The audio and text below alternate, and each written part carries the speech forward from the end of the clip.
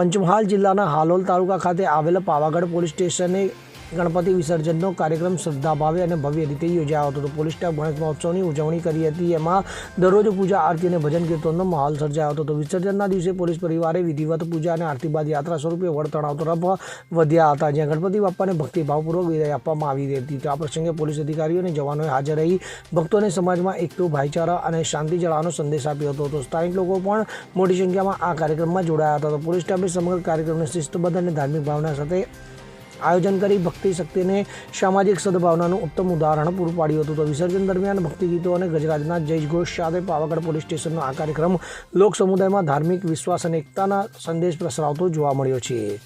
કિરણ ગોયલ સાથે CN24 news, Panchmahal. હવે જુઓ દેશ દુનિયાની તમામ ખબરો તમારી આંગળીના ટેરવે.